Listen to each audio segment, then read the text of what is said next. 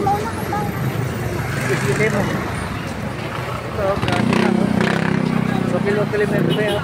Kilometer na mga nilalakad na kapatid dito. Dahil nga, ito pala sa pier, nakasarado na. Hindi na nga, hindi mga sasakyan na masakot na.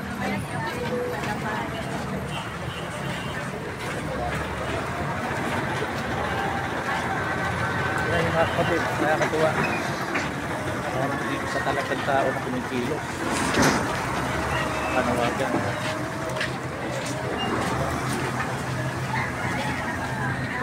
Si Joshua.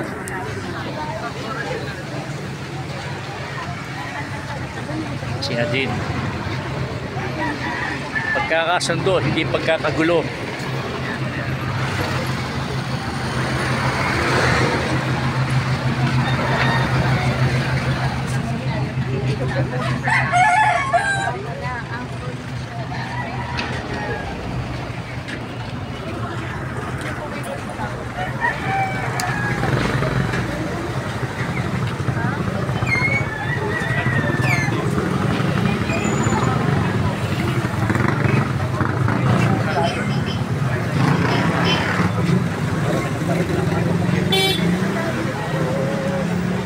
Nasa 1 kilometro na nilalakad namin. Layo pa kami sa Kilinang Afghanistan.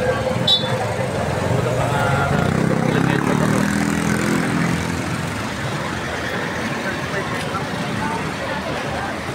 Sasakyan ng pilid, no? Nakakapit, eh. Kaya nakabalandra na dahil hindi namutan.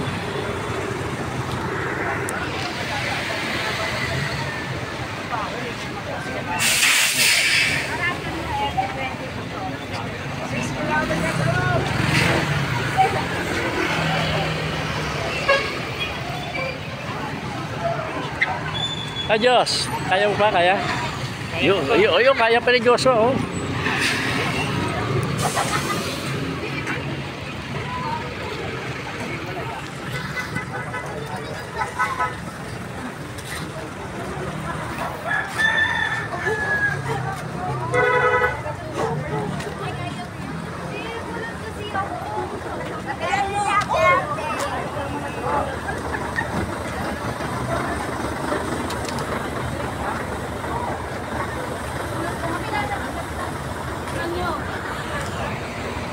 Ayan, no? Napakahabang laka rin to. Dami na naglalakad.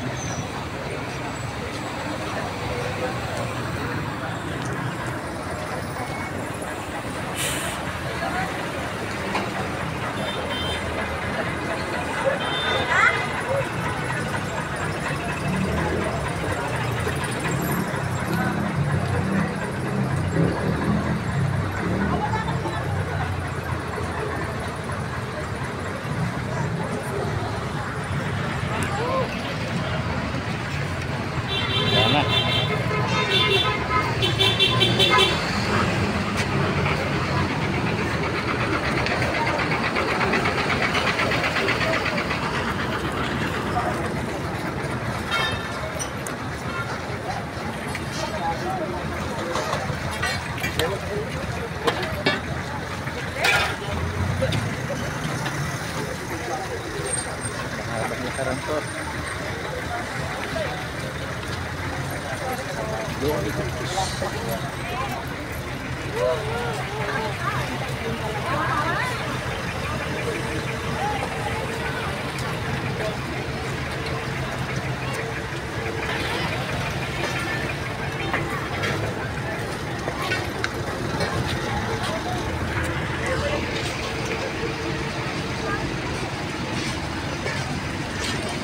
Halos hindi na gumagulo yung traffic.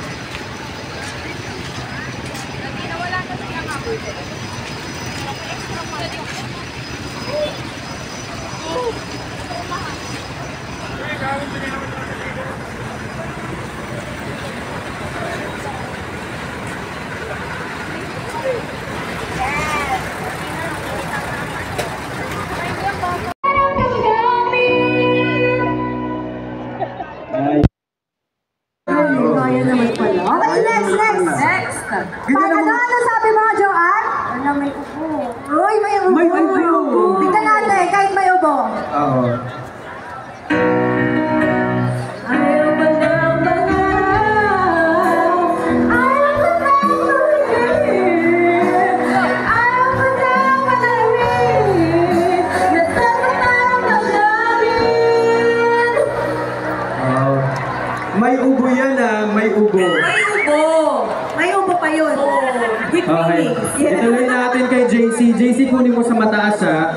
Kaya mo yan.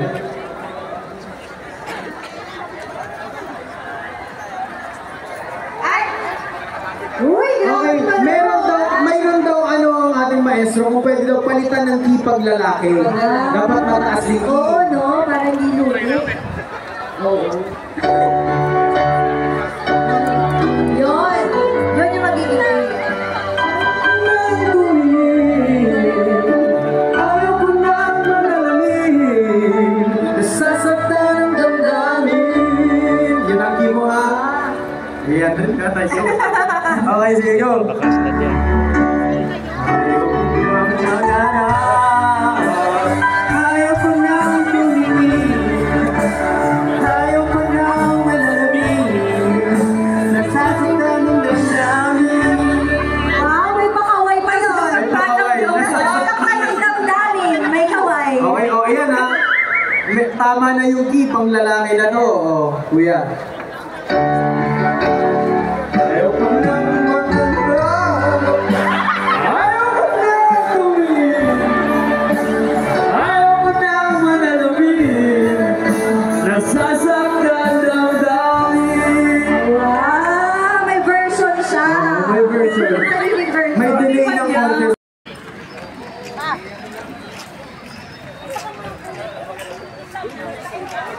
So, nandito na kami sa ano, nakalagpas na kami ng rotonda, no? So, naglakad kami mula sa dulo ng ano, doon sa pier. North south ba yun? Kasi nga, ang dami nang stranded na ano, sakyan na hindi na makagalaw ngayon dito. Galakad kami papuntang Luneta na ngayon, ano? Una ko lang dalawang kilometro pa ito. Kung di ako nagkakamali, mga 6 na kilometro na nalalakad na namin. Yun yung mga kapatid, yun. Naglalakad pa, oh. Dami. Ayan, oh.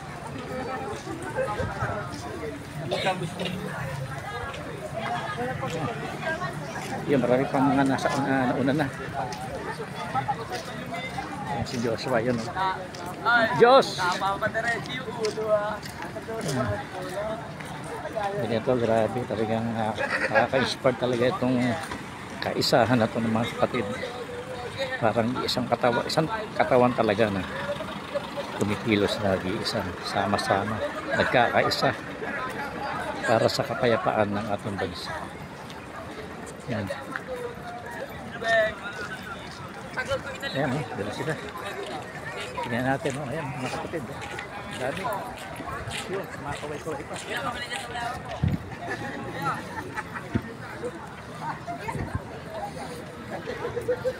Yung mga sasakyan, ayan.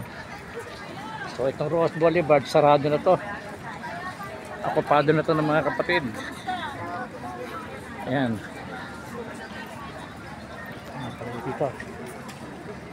National Rally Fortis, Quirino, Grandstand, Binuan, Aurora. Oh, bro.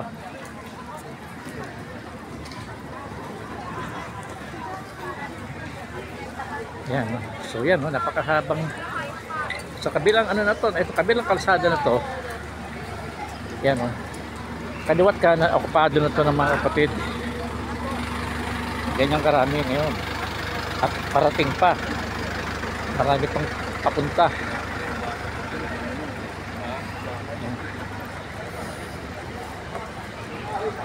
Siguro yung mga bus, mga kulang-kulang 6 na kilometro, 7 kilometro na linya ng mga sasakyan. Ganito karami, grabe.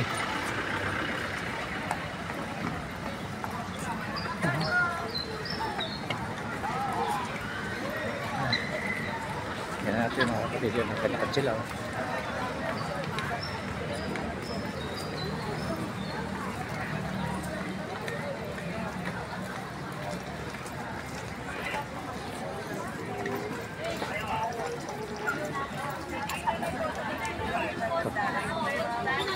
So, okupado na to, no, ng mga kapatid.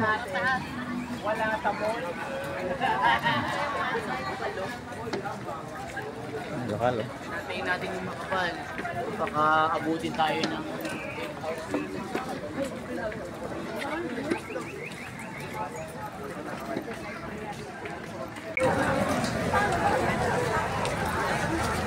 Ayun ba yun?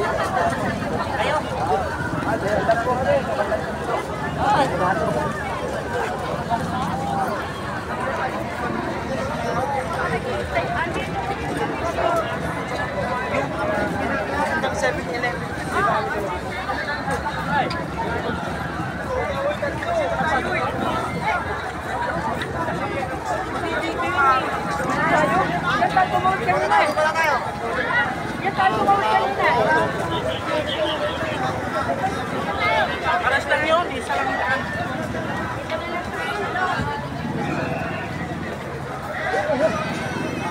Grabe, no? Napakarami. Mas intense. Oh. Oo, talagang rally na taktika.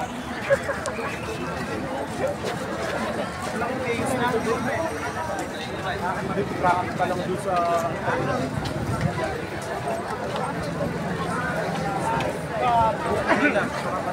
Pasay.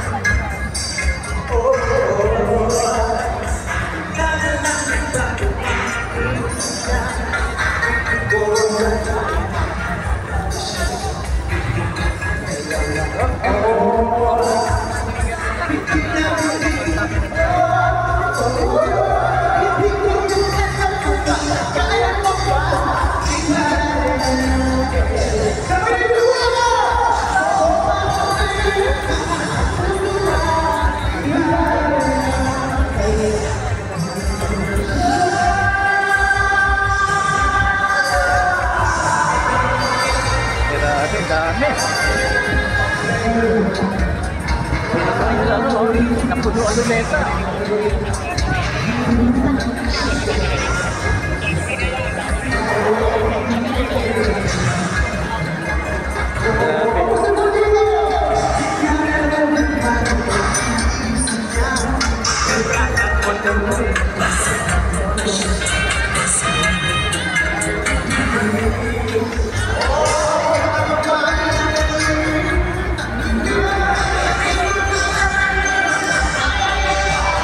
Grabe.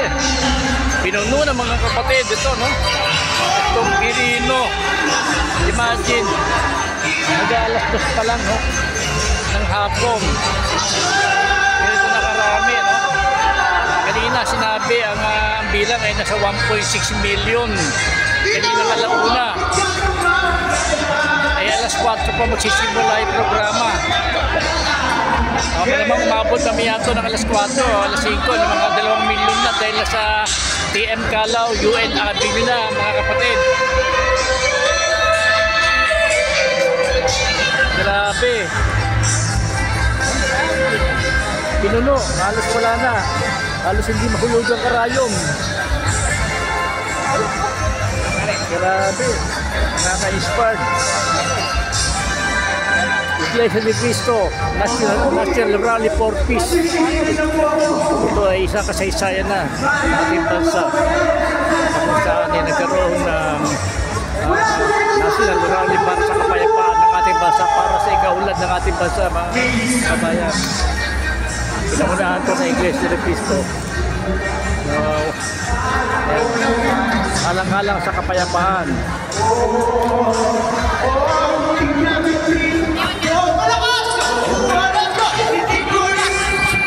Bayan ang asikasuhin, bayan hindi sariling mituin.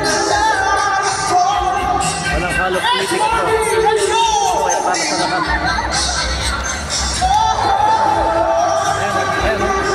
lumipad na marami. Mga ka-expert.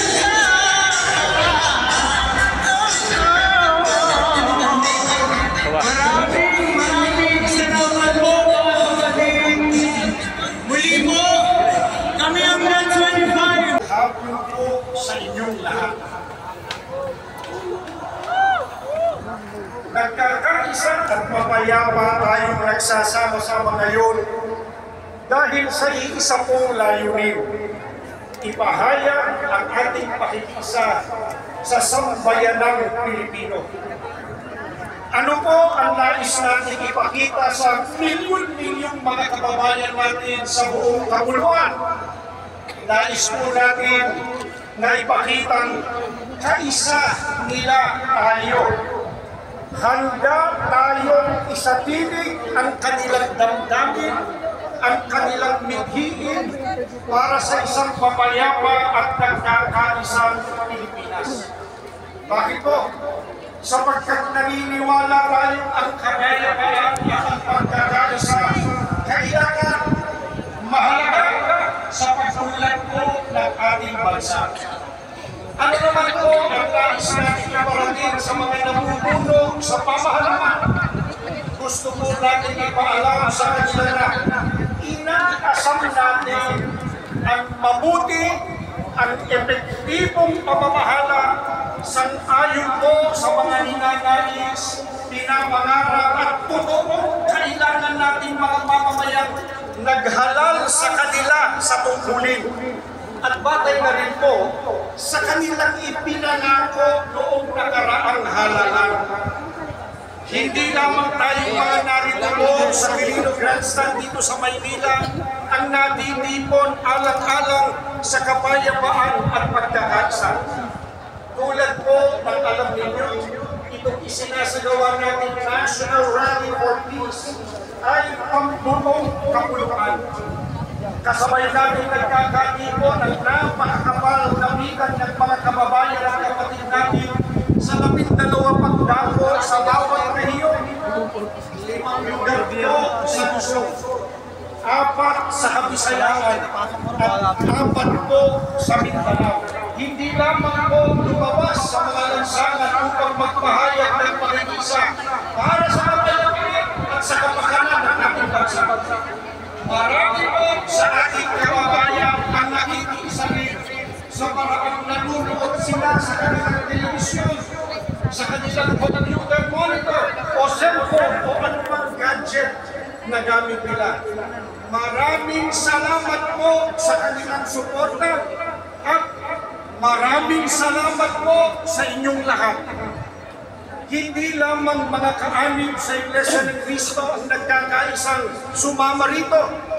Marami pang ibang grupo, marami pang ibang samahan ng mga kababayan natin Pilipino ang kasama sa mapayapang pagtitipong ito. Kaisa po natin sila na nagsusulong ng pambansang kapayapaan at pagkakaisa. Kaya muli po, maraming salamat po sa inyong lahat. Bagamat may kani-kanyang opinyon ng iba't ibang tao sa isang partikular na isyu sa buhay o iba't iba man ang kalagayan sa buhay o interes, subalit sa layunin po na ipagmalasakit ang kapayapaan, ang kapakanan, ang kaunlaran ng ating bansa, tayong lahat ay nagkakaisa. Tinatanong po namin kayo, nagkakaisa po ba tayo o hindi? Ano po sagot ninyo? Karapatan po nating mga mamamayan ang ganitong pagkilos.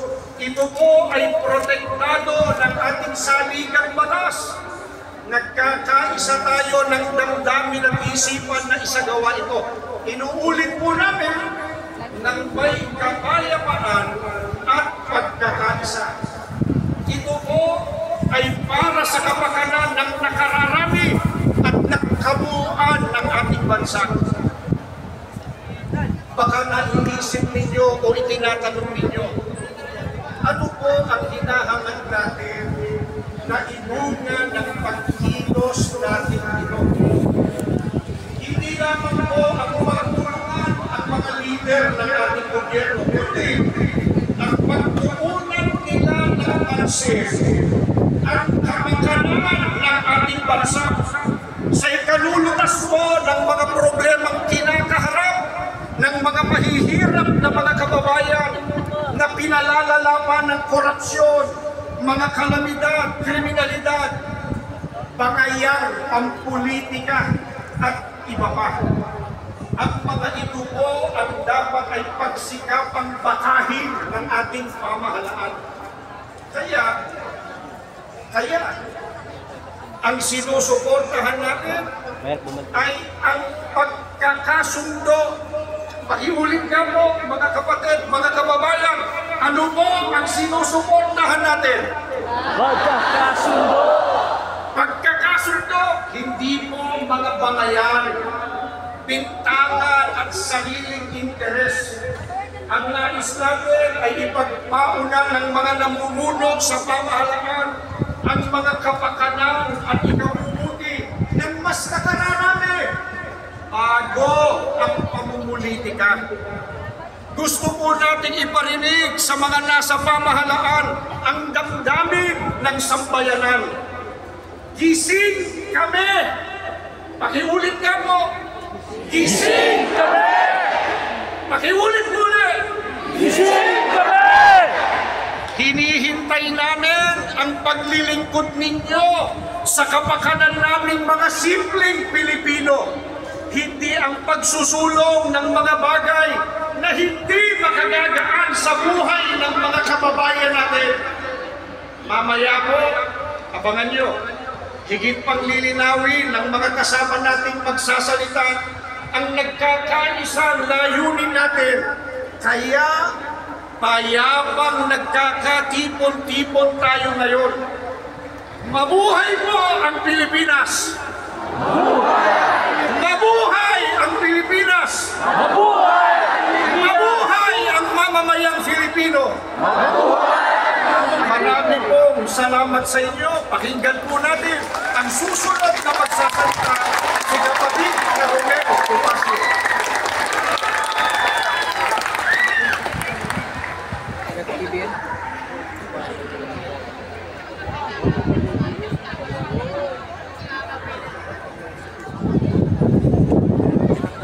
Magandang hapon po sa inyong lahat, mga kapatid. Magandang hapon din po sa lahat ng ating mga kaibigan at mga kababayan. Narito po tayo ngayon mula sa iba't ibang sektor ng lipunan, iba't ibang relihiyon, mga samahan at mga sangay ng pamahalaan para po magkaisa sa isang mapayapang pagkilos. Ang pagtitipon natin ito ay isa pong konkretong pagpapakita ng ating suporta sa pahayag ng Pangulo ng Republika ng Pilipinas, kagalang-galang Ferdinand Marcos Jr., sa kanyang pahayag na hindi siya sumasang-ayon sa isinusulong na impeachment laban sa pangalawang Pangulo, Sara Duterte. Panoorin po muna natin ito.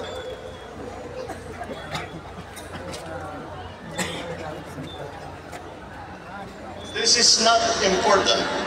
This does not make any difference to even one single Filipino life. So why waste time on it? What will happen to if somebody files an impeachment? It will tie down the House, it will tie down the Senate, it will just take up all the time, and for what? For nothing. For nothing. None of this will help improve a single Filipino life. As far as I'm concerned, it's a storm in a teacup. Naniniwala po kami na ang opinyong ito ng Pangulo ay para po sa kapakanan ng bansa at ng sambayanang Pilipino. Ang ganitong posisyon ay hindi lamang po nagpapakita ng malasakit, kundi ng malinaw na pag-unawa sa mga tunay na pangangailangan ng ating bansa. Ano po ang sabi ng Pangulong Bongbong Marcos tungkol sa planong impeachment ng ilang samahan laban sa pangalawang Pangulo? Ang sabi niya, wala itong maitutulong para mapaunlad ang buhay ng kahit isang Pilipino. Tama po, mga kababayan, ang sinabing ito ng Pangulo. Mas marami pong mga mahahalagang bagay ang dapat na pagtuunan ng pansin. Ang impeachment ay hindi lamang po pag-aaksaya ng panahon, kundi ito po ay hadlang din sa pagtugon sa mga pangunahing problema ng bansa. Huwag po nating kalimutan, ang oras ng mga mambabatas sa ating pamahalaan ay mahalaga. Kaya dapat itong ituon sa totoong mahalaga para sa mga Pilipino. Kaugnay nito, ano pa po ang komento ng Pangulo tungkol dyan sa planong impeachment? Sabi pa ng Pangulo na ang impeachment ay isang storm in a teacup. Nangangahulugang ito ay isang labis na pag-aalala, pagtatalo tungkol sa isang maliit at hindi naman gaanong mahalagang bagay. Sang-ayon tayo rito, mga kababayan.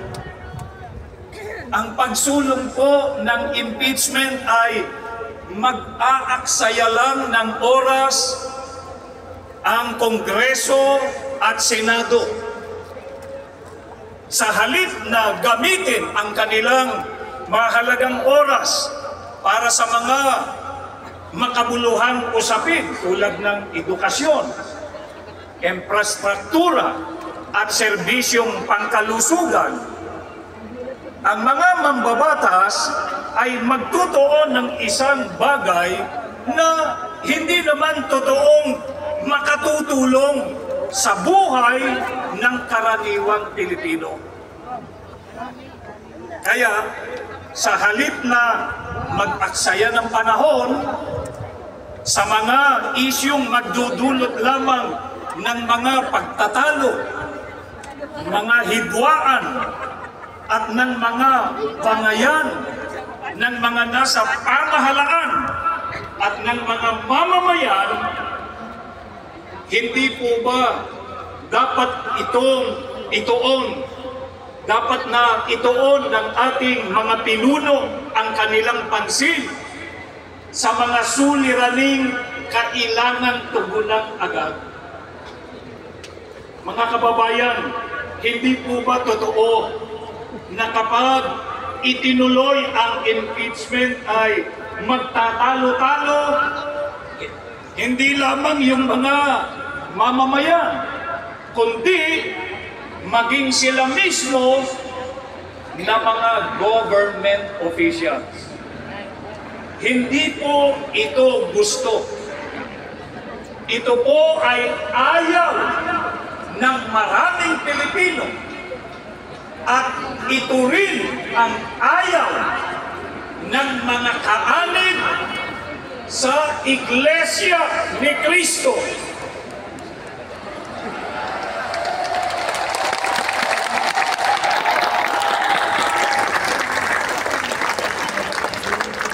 Kaya mahalagang alalahanin po natin ang sinasabi sa Biblia.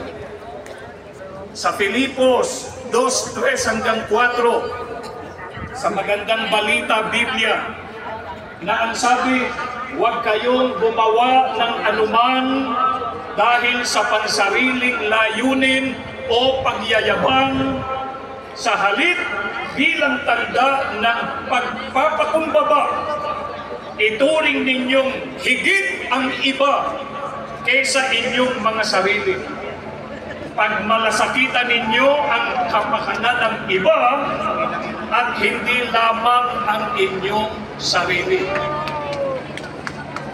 Ang mga talatang ito ay isang paalaala sa lahat, sa ating lahat, lalo na po sa mga nasa posisyon ng kapangyarihan. Ang kanilang tungkulin ay maglingkod para sa kapakanan ng mga mamamayan, hindi po para sa sariling o pansariling interes. At lalo na hindi po para maghasik ng pagkakampi-kampi, dahil lang ang hangarin ay humawak ng kapangyarihan.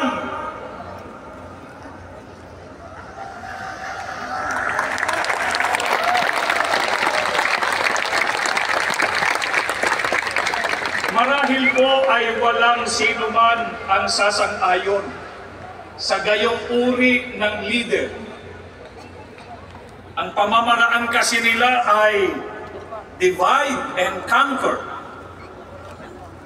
Mag-uudyok sila ng mga pag-aaway-away para magawa po nila na agawin ang kapangyarihan at sila ang mapwesto sa poder.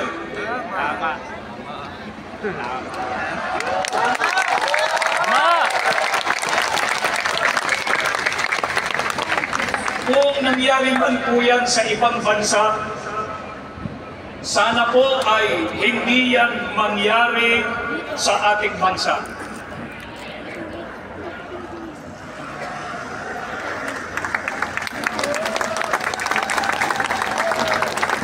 Kaya tayo ay nagkakaisa ng pananawagan sa mga namumuno sa pamahalaan na huwag sana nilang payagang mangyari ang gayon sa atin.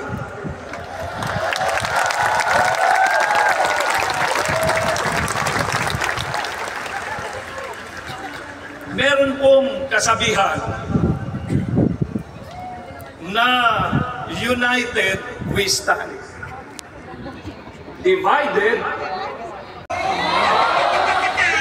Also po sa ating mga mag-uwi, panatilihin po kung sumusunod po tayo sa ating mga may emergency release po tayo, hindi po ba mga kapatid, mga kababayan? I-clear out po ninyo para po mabilis po ang andan ng ating traffic po palabas po.